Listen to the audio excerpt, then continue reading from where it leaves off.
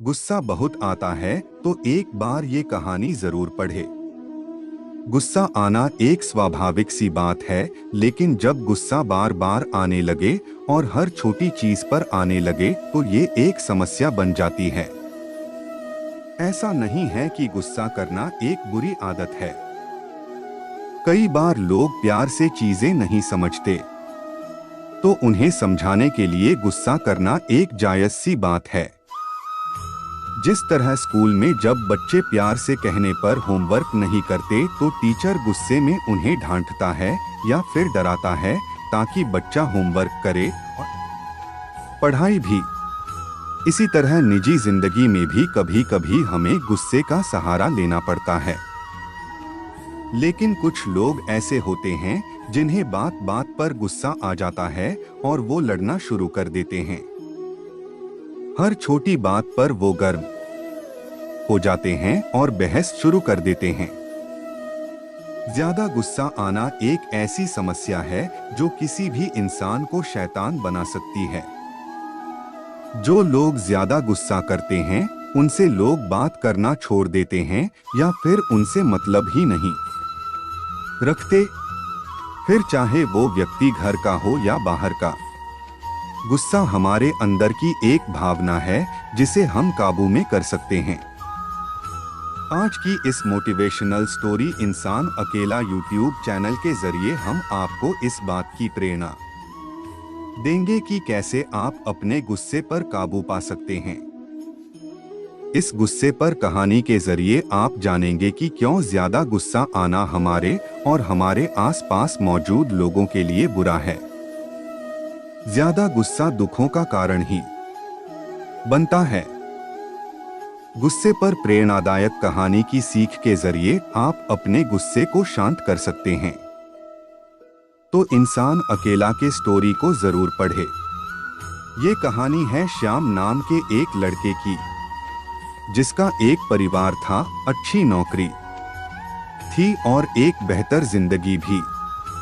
कुछ समय बाद श्याम की शादी हो गई, बच्चे हो गए, परिवार बढ़ गया और साथ ही श्याम के ऊपर जिम्मेदारियां भी आ गई।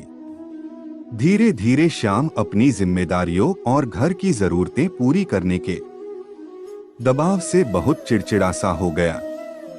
समय के साथ साथ श्याम का चिड़चिड़ापन गुस्से में बदलने लगा। ऑफिस में कभी कोई गलती कर देता तो श्याम उससे बहुत खरी खोटी सुना देता था। घर में छोटी छोटी बातों पर बच्चों से गुस्सा करने लगा। उसका गुस्सा कभी बच्चों पर निकलता तो कभी पत्नी पर। उसकी इस गुस्से की वजह से घर का माहौल बहुत बिगड़ गया था। परिवार वाले उससे कुछ कहने में भी डरते थे। कब किस बात पर उससे गुस्सा आ जाए ये सोचकर उन्होंने उससे बातें करना भी कम कर दिया। हर बात पर गुस्सा करने की आदत से श्याम खुद भी परेशान था और अपनी इस समस्या से छुटकारा पाना चाहता। लेकिन हालात अक्सर ऐसे बन जाते कि ना चाहकर भी श्याम को गुस्सा आ जाता था। एक दिन श्याम घर पर अकेला था। परिवार के लोग बाहर गए हुए थे। दिन के समय दरवाजे की घंटी बजी और श्याम ने दरवाजा खोला तो देखा सामने एक साधु खड़ा है।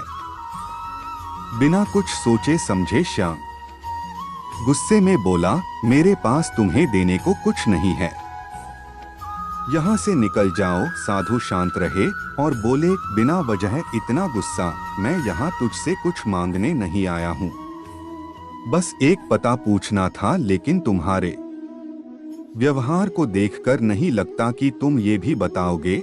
साधु की बात सुनकर श्याम चुप हो गया और बोला, महाराज, मुझे गुस्सा बहुत जल्दी आ जाता है और चाहकर कर भी मैं अपने गुस्से पर काबू नहीं कर पाता। अगर आपके पास गुस्से को करने का कोई तरीका है तो मुझे बताने की कृपा करें। श्याम की बात सुनकर साधु ने अपने थैले में से एक छोटी सी शीशी निकाली और श्याम को देते हुए बोले, इस शीशी के अंदर गुस्से को काबू में लाने की दवा है।